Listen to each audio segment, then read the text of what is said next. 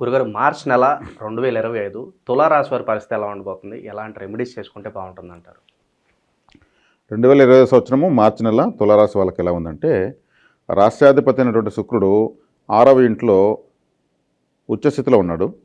అదేవిధంగా 6వ ఇంట్లో దిగ్బలాన్ని పొంది రాహుగ్రహం అక్కడ శుభ ఫలితాలను ఇస్తున్నాడు.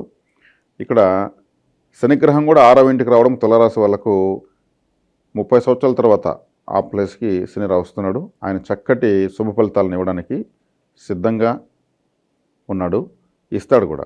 ఎందుకంటే తులారాశి వాళ్ళకు ఒక విధంగా అదృష్ట యోగంగా చెప్పచ్చు. గడిచిన 30 సంవత్సరాలకు ముందు చూసుకుంటే తులారాశి వాళ్ళు ఒక విశేషమైనటువంటి వెలుగుంటారు. ఎందుకంటే శనిగ్రహం 6వ ఇంటికి అప్పుడు వచ్చి ఉంటుంది కాబట్టి అదే అదృష్టం ఇప్పుడు మళ్ళీ వస్తుంది. ఈ మాసం తీసుకుంటే విశేషించి 6వ స్థానంలో శనిగ్రహము మాసాంతానికి వస్తుంది. మాసాంతానికంతా కూడా రవి, శుక్రుడు, బుధుడు, రాహు, శని వీళ్ళతో పాటు చంద్రుడు కూడా కలుస్తున్నాడు. వీళ్ళందరూ కూడా కలవడం తులారాశి వాళ్ళకి ఆశించిన దానికన్నా ఎన్నో రెట్లు, 100 రెట్లు శుభ ఫలితాలు అనేవి ప్రారంభమైనవి మాత్రం చెప్పచ్చు. వ్యయ స్థానంలో కేతు, మోక్షకారకుడు మోక్షస్థానంలో ఉండడం వీళ్ళకు దైవబలం అధికంగా ఉందని చెప్పచ్చు. మరి అష్టమ స్థానంలో గురువు ఉన్నా కానీ తను ఇన్ని గ్రహాల శుభ ఫలితాలు ఇస్తున్నప్పుడు గురువు యొక్క అశుభత్వం అనేది ఈ రాశి వాళ్ళకి పనిచేయదు. శుభమే ఎక్కువ ఉంది. ఎందుకంటే తృతీయ షష్టాధిపతి అయినటువంటి గురువు అష్టమంలో పడ్డాడు. అంటే ఒక పాపస్థానాధిపతి పాపస్థానంలో పడ్డాడు కాబట్టి అతను మనకు పాపాన్ని చేయలేడు. దుస్థానాధిపతి దుస్థానంలో పడిపోయాడు. అంటే మనకు శత్రువుకు బలం లేదు. తులారాశి వాళ్ళకు గురుబలం లేదు, గురుబలం లేదు అనుకూలం వస్తుంది. గురుబలం లేకపోతేనే తులారాశి బాగుంటుంది.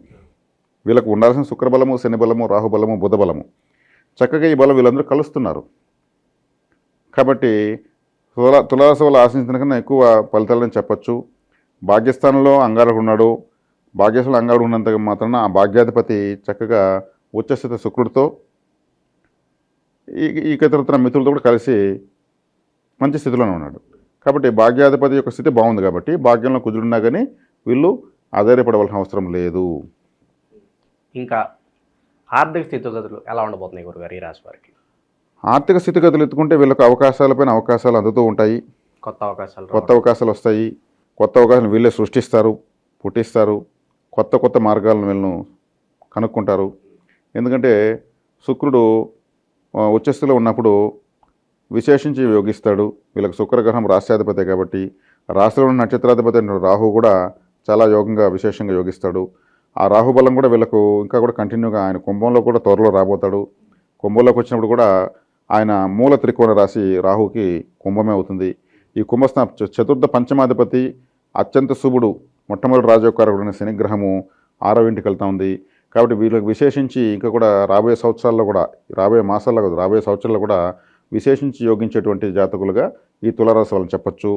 వీళ్ళెంతైనా ధైర్యంగా ముందుకి వెళ్ళచ్చు. వ్యక్తిగత జాతకంలో ఏదైనా దోషాలు కానీ వ్యతిరేక దశలో జరిగితే తప్పితే వీళ్ళకైతే మాత్రం ఈ రాశి వాళ్ళకు ఇప్పుడు జరుగుతున్న గ్రహ సంచారీత్యా చాలా యోగదాయకంగా ఉంది.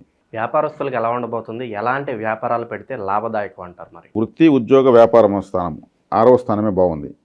ఉద్యోగస్తులకు విశేషమైన ప్రమోషన్లు రావచ్చు. కొత్త అవకాశాలు అందిపుచ్చుకుంటారు.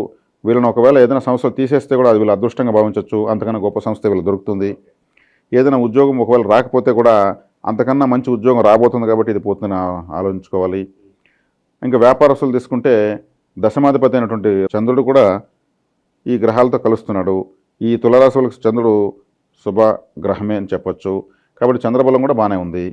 కాబట్టి వృత్తి, ఉద్యోగ, వ్యాపారస్తులకు కొత్త అవకాశాలు పుష్కలంగా వస్తున్నాయి. కాబట్టి అందిపుచ్చుకునే దాంట్లో మీరు ఏమాత్రం అజాగ్రత్తగా ఉండకూడదని మాత్రం చెబుతున్నారు. విదేశీ ప్రయత్నాలు కూడా చేసుకోవచ్చు అంటారు? విదేశీ ప్రయత్నాలు విశేషంగా యోగిస్తాయి. ఈ రాశి వాళ్ళు విదేశీ ప్రయాణాలు, దూర ప్రాంత ఉద్యోగాలు, వ్యాపారాలు కూడా బాగా రాణిస్తాయి. ఖచ్చితంగా వెళ్ళే తీరుతారు, ఎటువంటి సందేహం లేదు.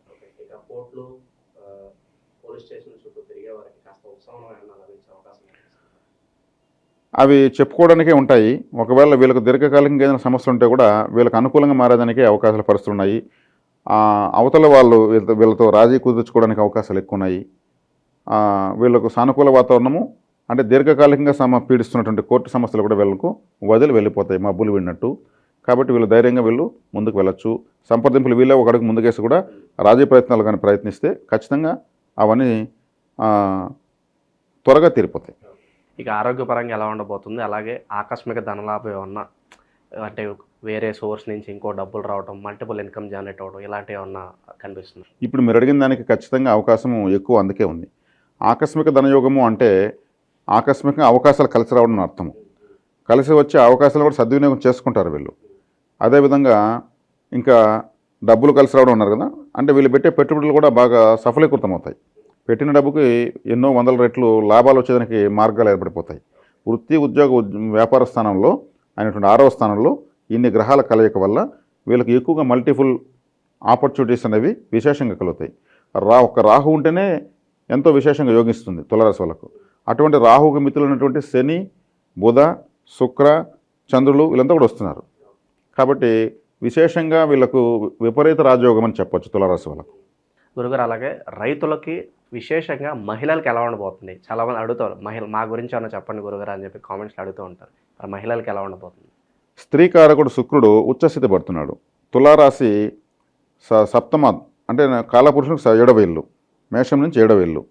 అంటే ఇక్కడ స్త్రీకారకుడైన శుక్రుడు ఉచ్చస్థితికి రావడం అనేది సంవత్సరానికి ఒకసారి మాత్రమే జరుగుతుంది. ఈ రాశి స్త్రీలకు విశేషించి వాళ్లకు చక్కటి నూతన వస్తు, వస్త్ర, ఆభరణ లాభం అని చెప్పచ్చు. వాళ్ళు కొనుక్కోవాలంటే మంచి బట్టలు, కాస్ట్లీ మంచి విలువైనటువంటి వస్త్రాలు, అదేవిధంగా ఆభరణాలు, అదేవిధంగా వస్తువులు అన్నీ కూడా మంచి సౌఖ్యవంతమైనటువంటి మాసంగా ఈ మాసాన్ని చెప్పచ్చు. ఇక వైవాహిక జీవితం ఎలా ఉండబోతుంది గురుగారు? కుటుంబం మధ్యలో ఏదైనా మనస్పర్ధలు ఉంటే తొలగిపోయే అవకాశాలు కనిపిస్తున్నాయి.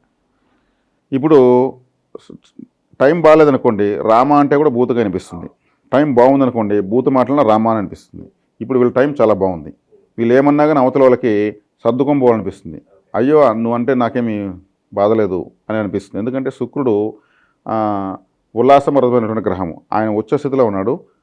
అదేవిధంగా ఆయనకి ఇష్టమైనటువంటి వాళ్ళు శని, బుధ, రాహువులతో కలిసి ఉన్నాడు. కాబట్టి వీళ్ళకి అటువంటి మనస్పర్ధలు, ఇటువంటి చిక్కులు చీకాకులు అయితే ఏమీ లేవు. ఒకవేళ ఉంటే అది వాళ్ళ వ్యక్తిగత జాతకంలో ఉన్నటువంటి దోషం వల్ల ఉండొచ్చు. కానీ ఇప్పుడున్న గ్రహసంచారం తెచ్చి అత్యంత శుభదాయకమైన సంతోషమైన కాలంగా ఈ సమయాన్ని చెప్పవచ్చు. సో మొత్తానికి మంచి రిజల్ట్సే ఉండబోతున్నాయి అంట. చాలా అద్భుతంగా ఉంది తులారాశి వాళ్ళకు. ఇంకా మెరుగైన ఫలితాలు పొందడానికి గురుగారు ఈ రాశి వారికి మంచి రెమెడీస్ ఏదైనా ఉంటే తెలియజేయండి. మంచి రెమెడీస్ అంటే శుక్రుడు అంటేనే లిక్విడ్ స్వీట్స్.